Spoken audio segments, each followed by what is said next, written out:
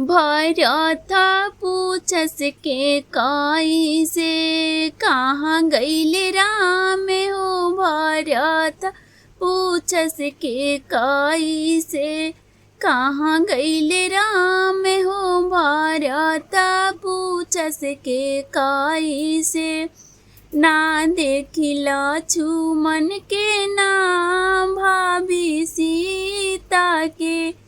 नाही देखिला छूमन के, ना भाभी सीता के।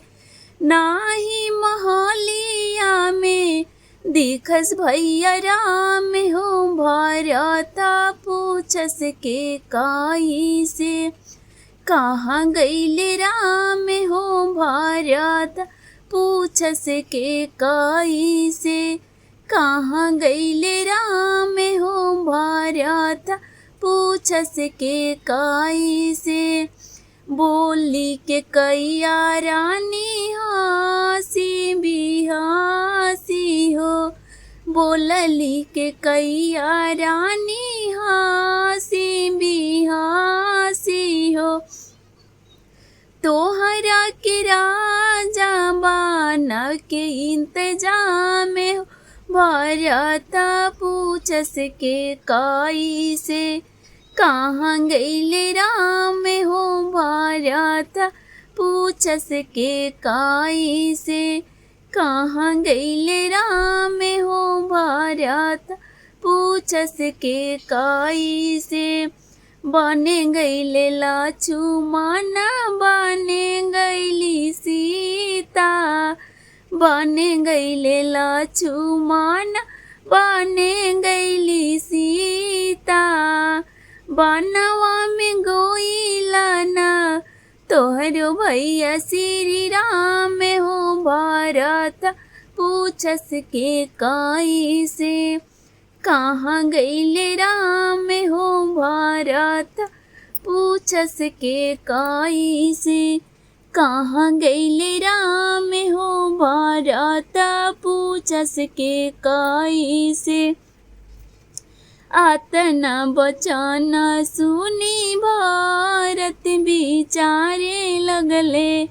माता के कैया पर बड़ी खिसियाए लगले। आतना बचन सुनी भरत बिचारे लगले। माता के कैया पर बड़ी खिसियाए लगले।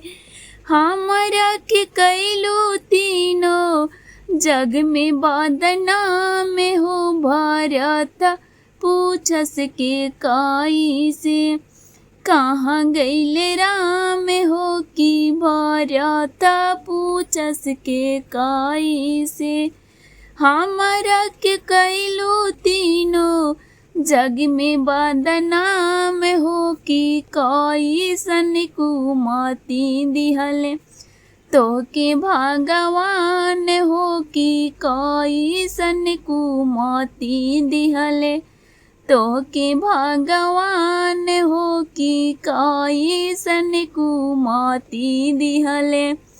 राम के बिना भरत रही नाही पैहन।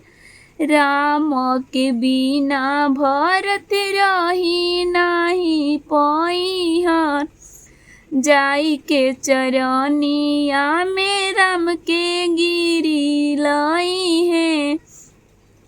जाई के चरनिया में राम के गिरी लाई है।